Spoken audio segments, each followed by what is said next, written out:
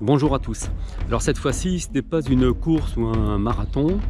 On va pendant quelques jours suivre mes camarades et moi-même sur un stage organisé par Invictus France et qui s'appelle Stage sans filet. Cela consiste donc le premier jour à voir un petit peu tous les points importants pour ce qui est de la vie en nature. Et à partir de demain, pendant 3 jours, nous serons livrés à nous-mêmes avec un minimum de matériel et d'outils, et nous devrons nous débrouiller.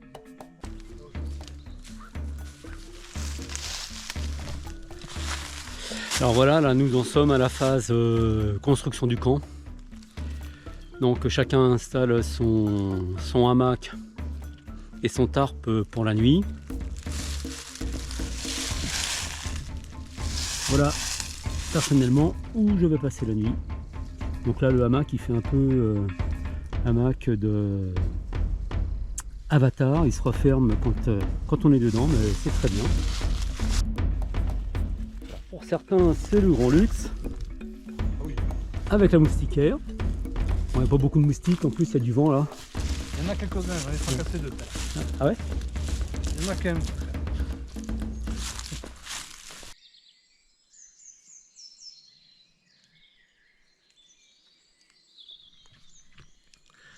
Voilà, tout est calme encore. Il est à peu près, il est 7 heures. Nous sommes juste 3 à être debout. Et voilà, donc la plupart dorment encore. Au loin, on entend une chouette. Les oiseaux. Donc c'est vraiment très beau, très bien d'être là. En pleine nature, paisible. Voilà. Mais c'est une nouvelle journée qui commence. Et avec elle, je pense, plein de surprises. Puisque c'est aujourd'hui que nous allons réellement commencer le but du stage.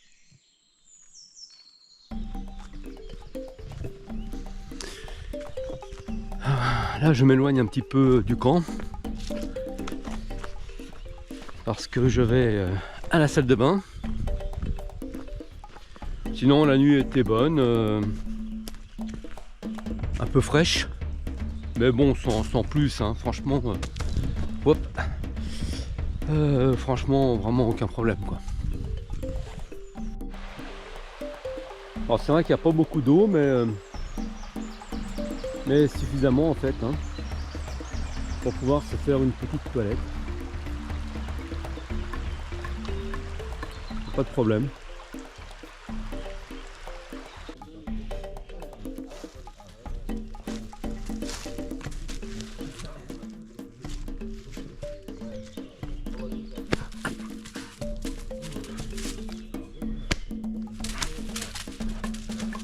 Et puis là, il a une idée lumineuse.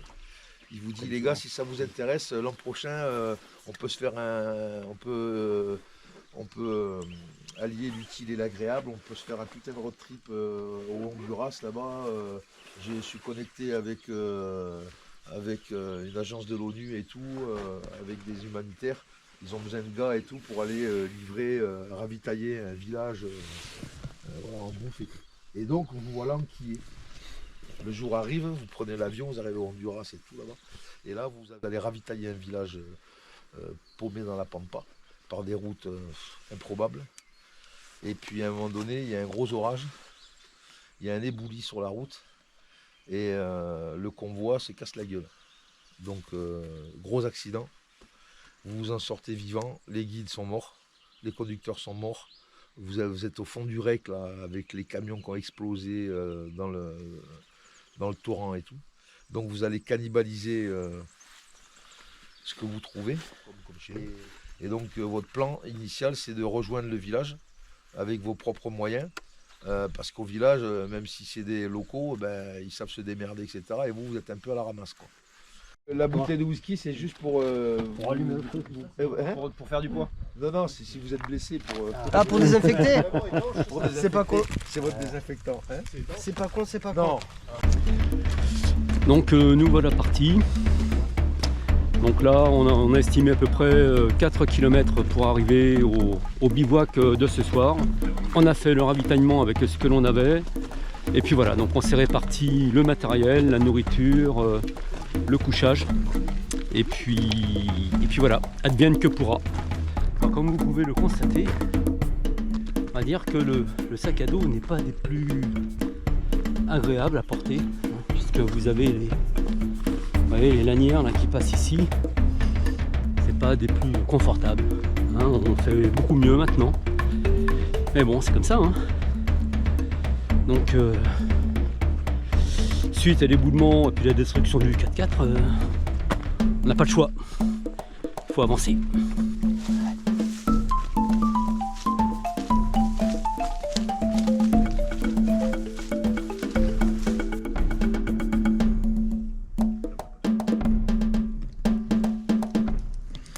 Alors, pour le repas du midi, petit morceau de gruyère.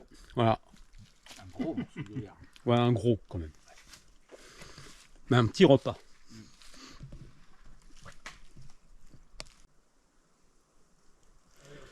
Nous sommes donc arrivés là à notre nouveau camp et nous faisons un camp de fortune avec la technique bien connue du pancho. Monsieur Houille. Voilà. Donc chacun a adapté son pancho à sa sauce. Daniel l'a mis en canadienne. Finalement, il y a pas mal de canadiennes, à ce que je vois. Ouais, tout le monde est embêté. Ouais. Ouais, le thon,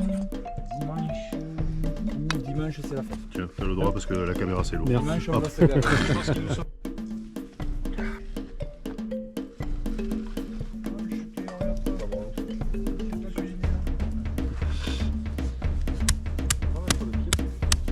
Oh, j'ai confiance moi, j'ai confiance.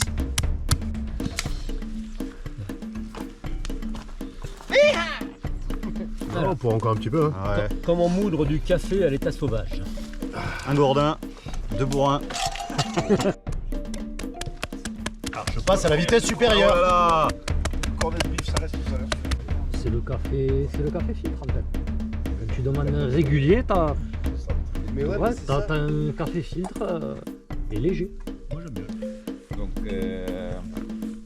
un subtil mélange de céréales écrasées et H2O. Alors Maïté, il va falloir y tordre le cou à cette volaille. Ah oui, cette petite cochonne, regarde, elle bouge encore un petit peu de Dieu. D'accord. On va mettre un caillou. Ah, c'est beau ça. La théorie, c'est magnifique. Ça va marcher. Tu vas voir au bout d'un moment. C'est bon. Très bon. Il faut savoir que. Sur B, c'est-à-dire qu'on pousse jusqu'à l'arrivée et ensuite une expédition descend et va se ravitailler à leur mieux. Ça c'est l'option Parce que je veux dire, il y a un virage. la plus sûre. Ouais, À mon avis, c'est le plus sûr. Ouais, mais de toute façon on va croiser les ruisseaux. Qui seront tous à sec là. Comme,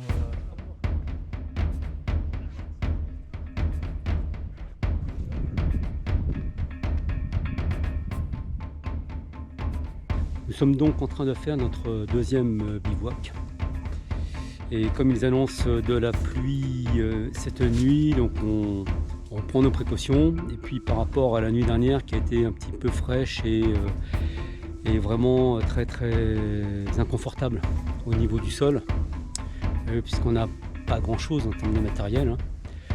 Donc là, l'expérience porte ses fruits. Et puis chacun réalise un duvet de feuilles. Alors je ne sais pas trop si on va voir le relief là sur la. Si, je crois qu'on voit le relief sur l'écran. Donc ouais, vous voyez, je suis en train de me faire un relief, un matelas plutôt de feuilles, ce qui me permet aussi d'aplanir donc le sol, parce qu'il est légèrement en pente. Donc ce n'est jamais bon pour dormir, hein, vous le savez. Et puis j'ai donc tendu ma corde juste au-dessus et je vais remettre le pancho. Toujours le fameux pancho. Et puis bon, on verra. Hein, on verra déjà la quantité de pluie qui sera tombée cette nuit. Et puis on verra demain matin avec quelle tête on se réveillera. Voilà. Maintenant je mets le chèche. C'est une bonne idée de mon compagnon Vincent. Et puis on va tester, on va déjà voir.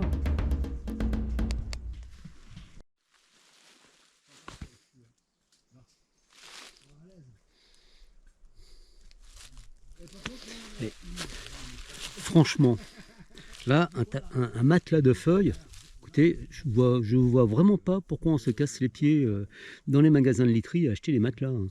Parce que là, 3 feuilles ou bon, quelques-unes en plus, et puis ça y est, ça fait le même effet. Ah, je crois que ça va être une super nuit. Étape suivante, après le bon matelas de feuilles, le bon oreiller. Donc avec le sac russe qui décidément sert vraiment à tout. Voilà, le sac est rempli de feuilles, ce qui fait que ce soir au repas, il servira à la fois de coussin, hein, ça fera du bien à nos petites fesses, et puis donc cette nuit, il servira d'oreiller. Voilà, donc là vraiment, ce soir, c'est vraiment le luxe, vraiment à l'état pur, quoi. Là, franchement. Voilà, donc Vincent, explique-nous un peu ce que tu as fait. Voici mon épée multistrap. Donc de la feuille de chêne vert, Ouais. exclusivement, triée à la main. Pas d'araignée, pas d'acarien, pas de petits bouts de bois, rien du tout. Donc voilà, d'abord une petite couche bien compactée. J'ai nivelé et après j'ai mis par-dessus une autre couche moins compactée qui va donner ce qu'on appelle dans le jargon technique l'accueil confort. Et c'est du mémoire de forme évidemment, demain matin on pourra vérifier. Je pense que ma forme restera incrustée dedans, d'où le mémoire de forme. Petit oreiller, pareil. Et tout ça pour pouvoir dormir sur le ventre. Qu'est-ce qu'on est bien. L'extase, hein. Ouais, je pense que je vais le commercialiser ce lit. Ah oui, chèche. D'où l'intérêt du chèche. Ah, et voilà, donc le chèche multi-usage, tu peux vraiment tout faire avec un chèche. Ben là, ouais, la c'est preuve prouvé. en est encore, quoi. Alors là, on est plutôt dans le couchage collectif. Voilà. Même principe avec le matelas de feuilles, mais en collectivité. Et bien voilà, le couchage est terminé. Donc vous avez le sac russe rempli de feuilles, le matelas avec une petite toile pour maintenir les feuilles en position. Et puis on va dire un espèce de poncho rembourré qui ne sert pas à grand chose, question température. Et puis bien sûr donc le poncho, toujours. Dernier jour, donc tout a une fin. Alors le résultat un petit peu de la nuit, bon elle était disons très fraîche, voire froide. Mon matelas de feuilles, c'est, on va dire, c'est globalement bien comporté, ça a été plus confortable que la nuit précédente. J'aurais encore quelques petits aménagements à faire, notamment bien mettre à plat, vraiment bien mettre à niveau hein, le matelas. Voilà, donc c'était quand même plus confortable que la fois précédente, mais c'était quand même, il a fait quand même assez froid cette nuit. Donc vraiment notre conclusion à tous, hein, elle est commune, c'est que l'espèce de poncho matelassé là, c'est de la merde. Voilà, c'est vraiment très léger. Ça vaut pas grand chose quoi. Enfin en tout cas pas pour se réchauffer si on n'a que ça. Voilà. Donc là nous sommes en train de plier le camp, il ne nous reste plus qu'un seul repas ensemble. Et puis ça sera la dernière marche pour le retour. Voilà, jusqu'à l'exfiltration finale.